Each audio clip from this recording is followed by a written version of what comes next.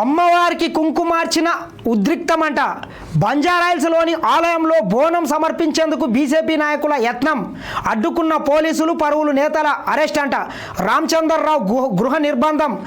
జూబ్లీహిల్స్ ఉప ఎన్నికల్లో ఒక వర్గం ఓట్ల కోసమే కాంగ్రెస్ సర్కారు అక్రమ అరెస్టులు. బండి సంజయ్ అంట.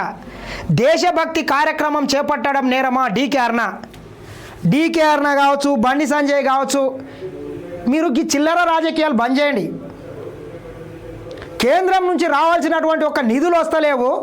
తెలంగాణ రాష్ట్రానికి అన్యాయం జరుగుతుందిరా బాబు అంటే పీకేది వీకుండ అంటే ఏదో కోళ్ళ ధర్మిండ అంటే వెనకట్టుకోడు మీలాంటాడు. ఇట్లున్నది మీ వ్యవహారం.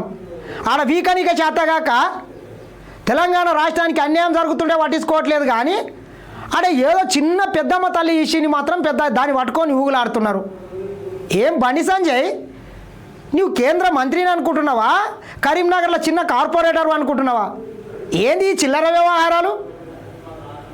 నీకు నిజంగానే హిందువుల మీద ప్రేమ ఉంటే ఈ దేశంలో 80% పైగా హిందువులు ఉన్నారు. మీరు హిందువులకు ఏం ఒరగబెట్టినరు?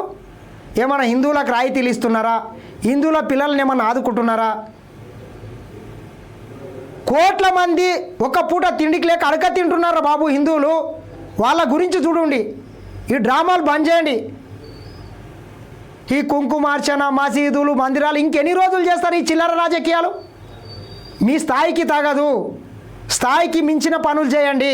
ఇటువంటి చిల్లర ట్రిక్స్ బంద్ చేయండి. ఏం కుంకుమార్చన చేస్తారు? ఏం జరిగింది?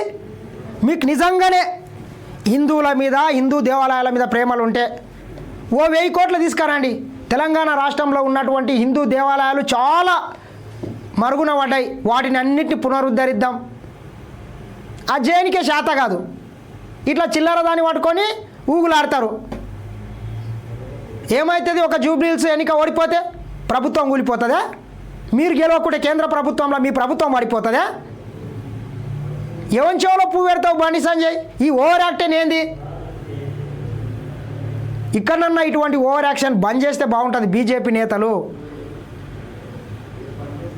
మీరు ఏమి హిందూ ధర్మరక్షకులు గారు.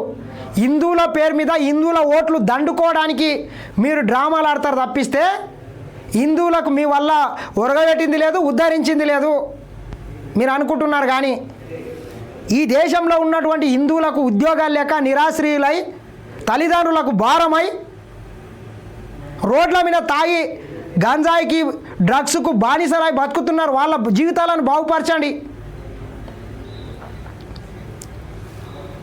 ఇవేం చిల్లర రాజకీయాలు అర్థమైతే లేవు.